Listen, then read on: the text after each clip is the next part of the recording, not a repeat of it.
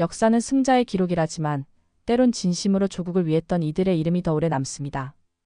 고려가 거란에 의해 유린당하던 혼란의 시기, 오직 조국을 위해 창을 들었던 한 장수가 있었습니다. 그의 이름은 양규. 잊힌 이름이지만 그의 삶과 죽음은 진정한 충절의 상징이었습니다.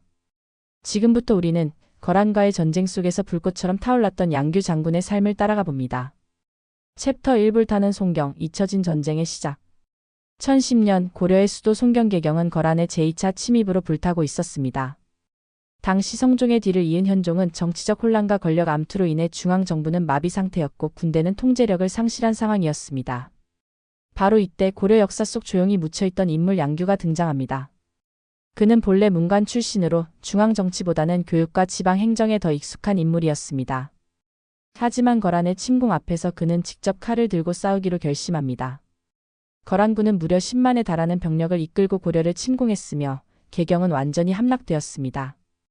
고려 조정은 서경으로 피난을 떠나며 완전한 국난 상태에 빠졌습니다. 이 과정에서 수많은 고려 백성들이 포로로 끌려가고 재산이 약탈당했으며 민심은 완전히 무너져 내렸습니다. 그러나 이때 양규는 단 400여 명의 병력을 조직하여 거란군을 상대로 무모한 싸움을 시작합니다. 그가 선택한 전투 방식은 기동전이었습니다. 적의 후미를 공격하고 밤에 기습하고 적의 보급로를 끊는 전략은 거란군의 내부를 크게 흔들어 놓았습니다.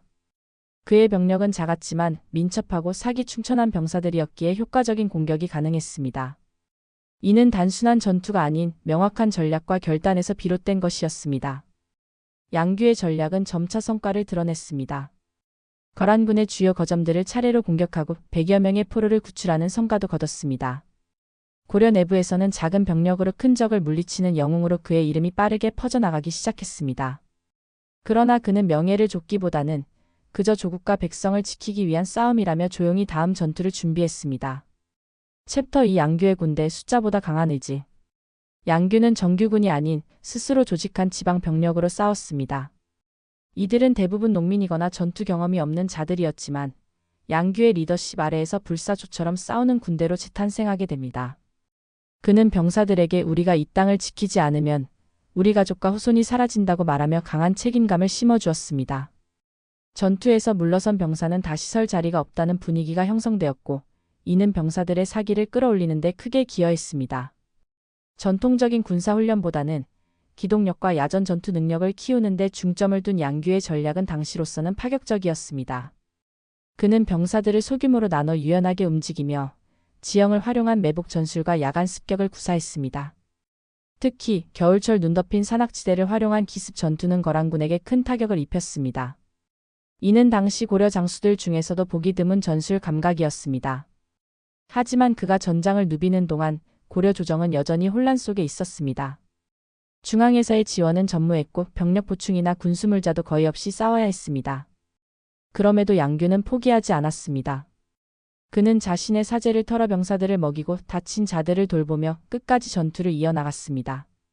그 모습은 단순한 장수를 넘어 백성과 함께 싸우는 민중의 영웅의 이미지로 자리 잡았습니다. 그의 병력은 점점 늘어나기 시작했습니다.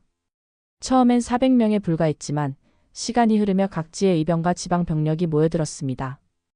결국 수천 명 규모의 군대로 확장되었고 이는 거란군의 내부에서도 커다란 위협으로 인식되기 시작했습니다.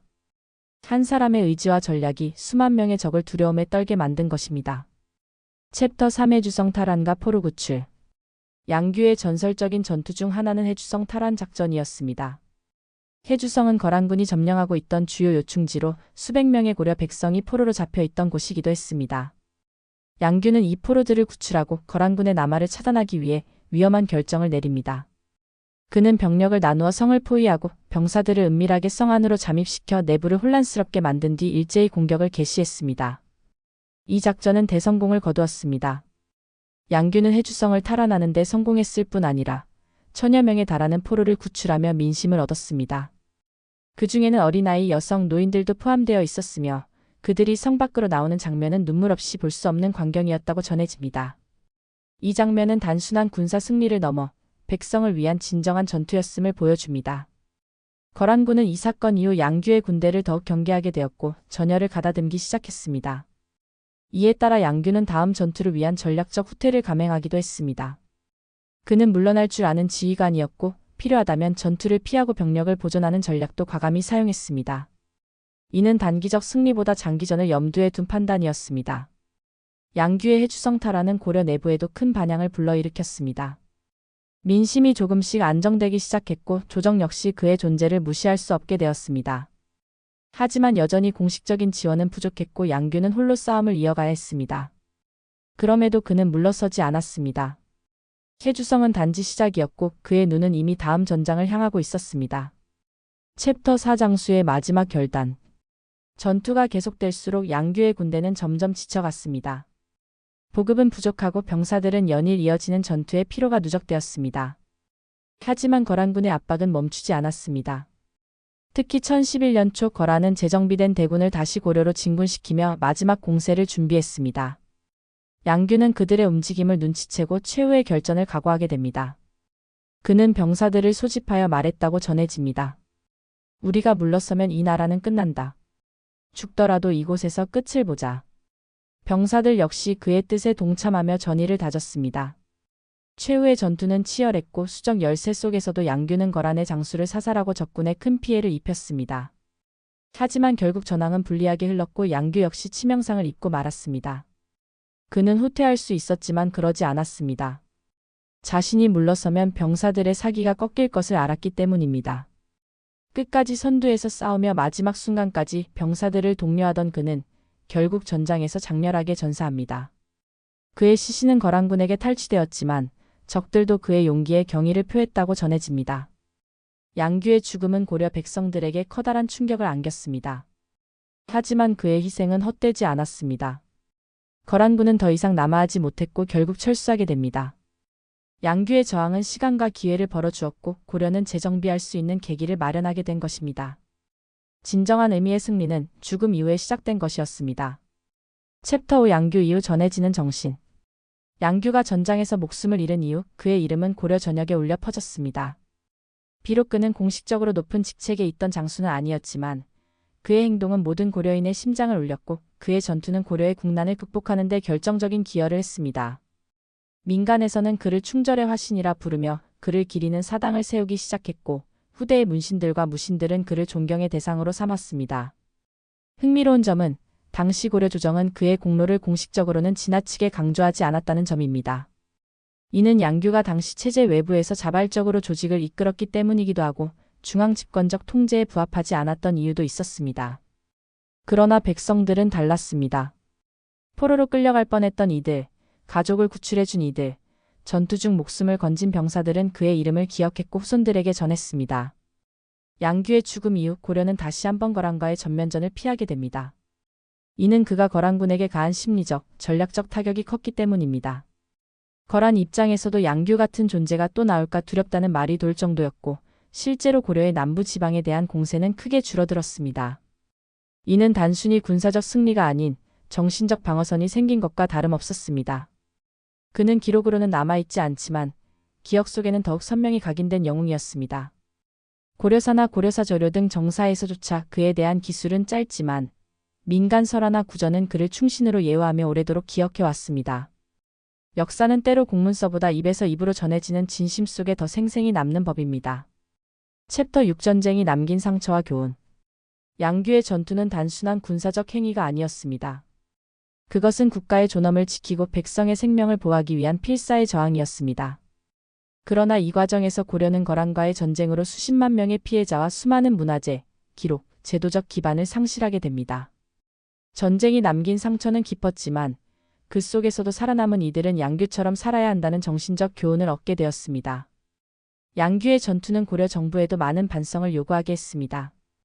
조정은 이후 방어체계를 재정비하고 중앙과 지방의 군사 조직을 다시 수립하게 됩니다. 이는 후일 거란의 3차 침입에 보다 유연하게 대응할 수 있었던 바탕이 되었으며 양규가 일으킨 민병 조직의 모델은 향후 의병 개념의 시초로도 평가받게 됩니다. 또한 백성들은 국가가 자신들을 보호하지 못할 때 스스로 일어설 수 있다는 가능성을 목격하게 됩니다. 양규의 리더십은 그 어떤 명령이나 명분보다 백성의 신뢰를 바탕으로 했으며 이는 훗날 임진왜란 때 이순신 장군과도 통하는 바가 있습니다. 그가 보여준 솔선수범과 무장의 책무는 시대를 초월한 전쟁 윤리를 남긴 셈입니다. 하지만 동시에 그의 죽음은 당시 체제의 한계도 명확히 보여줍니다. 중앙의 무책임, 지역사회의 고립, 그리고 그 틈에서 혼자 싸워야 했던 장군 한 사람. 이는 한국사 속 반복된 구조적 문제를 다시금 되새기게 합니다.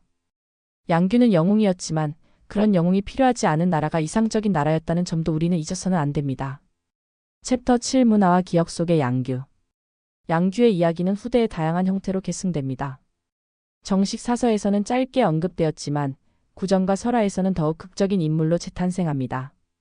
민요, 소설, 판소리 등으로 전승된 이야기에서는 양규가 하늘에서 내려온 장군이라거나 1000명의 병사를 혼자 이겼다는 전설적 묘사가 등장하기도 합니다.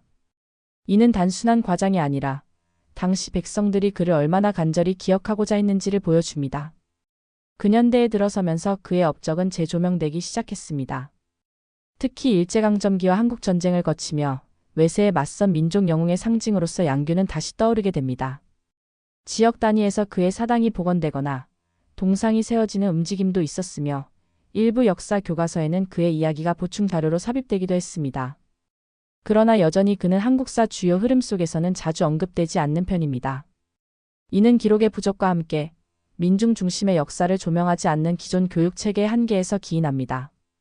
하지만 최근에는 시민단체나 지방자치단체에서 양규를 기리는 문화제, 추모식 등을 개최하면서 그의 이야기를 널리 알리고자 하는 움직임이 확산되고 있습니다. 무엇보다 양규의 이야기는 작은 영웅을 조명하는 데 큰 의의를 가집니다.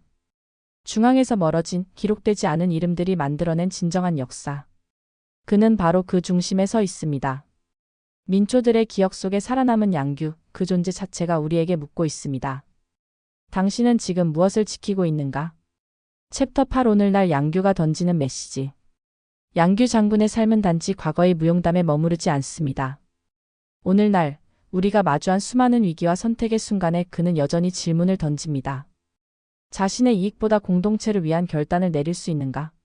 말보다는 행동으로 책임을 다할 수 있는가? 이러한 물음은 양규의 전투보다 더 날카롭고 본질적인 전쟁일지도 모릅니다. 21세기 대한민국은 경제적, 기술적으로 성장했지만 공동체 의식과 책임감에 대한 고민은 여전히 지속되고 있습니다. 공공의 이익을 위해 희생을 감내한 이들에 대한 존경, 그리고 그 정신을 이어가는 태도는 점점 옅어지고 있는 듯 보입니다. 바로 그때 양규는 역사의 저편에서 다시 손을 뻗습니다. 기억하라, 싸워야 할 때가 있다는 메시지와 함께. 그는 거창한 말이나 정치적 선전 없이 오직 행동으로 역사를 움직였습니다.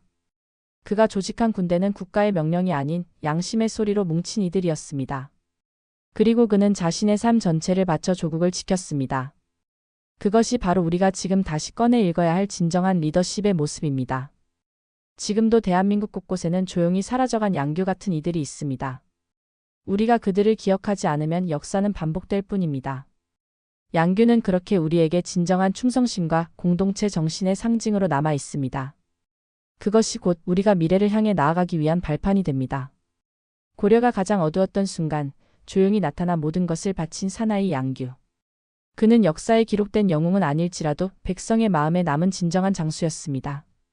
자신의 목숨보다 조국을 우선시한 그 결단은 지금까지도 깊은 울림을 줍니다. 우리가 기억해야 할 것은 단지 그의 승리가 아닌 그가 왜 싸웠는가입니다. 또 다른 이야기가 궁금하다면 구독과 좋아요 부탁드립니다.